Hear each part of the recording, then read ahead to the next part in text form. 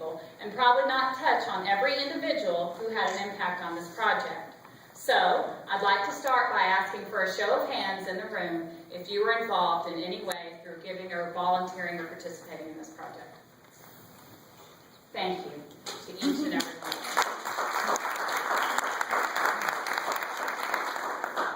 Not quite a year ago, I began asking people about Mary Jane's project because I couldn't quite understand why it hadn't taken off and really gotten the support that it needed. I was met with one question by everybody that I talked to. They asked me if it was real. It doesn't get any more real than today, being able to dedicate these new facilities for these children. I've had a wonderful time working with Mary Jane on this project, and we have come in contact with so many great people and giving hearts. The ongoing support we have received from the Arabia Divan, the nobility and ladies, has been greatly appreciated. A special thank you to illustrious Sir Roger Carney and Greg McEwen for inviting us to come speak at the TSA Midwinter in South Padre. That was our first adventure, and what an adventure it was. We left there that day with almost $8,000 in a Ziploc bag. This was followed by gracious giving by many Arabia and Hella units and clubs, Texas Shriners, and local businesses. The Galveston Chamber of Commerce supported our project, and as a result, we were contacted by the Moody Gardens Golf Course, who sponsored a golf tournament at no expense to us that netted another $8,000 in one day. We have begun making plans for next year's tournament, and we hope to see many of you participate for whatever project we target at that time. I want to thank Mary Jane for having the inspiration and the drive to see this project come to life. I want to give a special thanks to some individuals that were also instrumental here within the hospital. Dr. Herndon for taking her seriously, the board of directors for supporting her,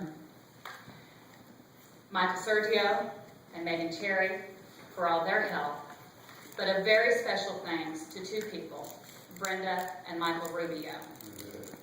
Brenda has helped us count our pennies and process the contracts, while Michael has given so much of his time as it has pertained to the scheduling and the execution of the work. We couldn't have done this project without any of those individuals. Through your donations, not only have you built a playground and furnished it with toys, you also helped us to spread the awareness of the Shriners Hospital System, and specifically our life-saving facility here at the Galveston Burn Center. Last, I'd like to thank what I call my fan club that goes with me most places that I go. Our daughters support me in all that I do, but my number one coach is no doubt Thad. He cheers me on daily, pats me on the back, and helps me to achieve incredible moments like this, and I thank you for your support. We couldn't have done it without all of you here today. Your generosity has really made this dream a reality. Thank you for joining us, and safe travels on your way home.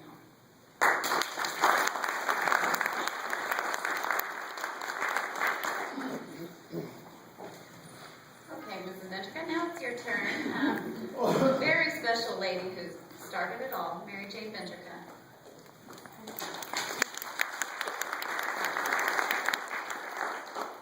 Trisha's always a hard act to follow, but she's said a lot of things I want to say, but I want to welcome you and good afternoon. Thank you for coming. In February of 2011, I met with Child Life concerning a project at Christmas in July. Child Life has a wish list, and it has many things on it. But on this list was a playground. And that day, God touched my heart, said that this hospital that these children need a playground. The one they had was destroyed by Hurricane Ike. Now, I want to let you know that not all items on that wish list are as big as that. So if you want to look at it, sometimes you need to, because there is a wish list. And then after that, I stepped down on faith, and I started an adventure to make this dream a reality, or a dream, a wish, a reality. Many of you believed in me and supported me early on.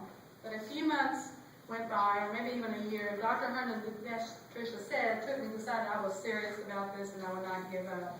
And so he formed a committee, and they went through this hospital, and they found two areas that they thought would work. And those are the two locations we're here to dedicate today: the drama play area on the 3rd floor and the therapy unit on the 4th floor. we went through this project, God taught me many things, and patience was one of them, because patience is not one of my strong virtues. But in October, November of last year, my life was blessed with Tricia Minor. She came to my help to help me make this a reality.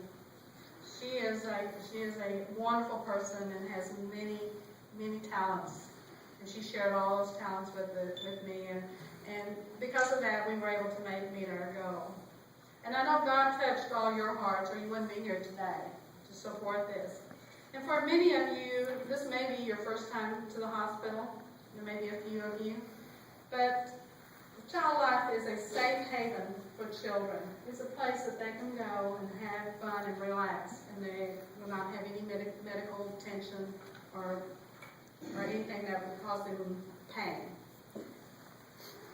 As I called one of the Child Life specialists the other day to discuss what toys need to go into this drama area, she told me the children were in there with their noses pressed against the glass, looking at the workers. They were all so excited. And I guess that was their way of putting pressure on the workers to get this job done. Because I understand that they worked into the wee hours to get this done. And I would like to thank my noble Richard Ventraca for all his support, because he did take me many places and helped and supported me all the way. And today my daughter and son-in-law Rachel and Tim Leach were here to assist me with toy assemblies as we finished out finishing touches for the play area. But most of all, I want to thank each and every one of you from the bottom of my heart for helping make From the Heart Project a reality. Because without you, the children would not have these two play areas to enjoy today. And again, thank you very much for all your support.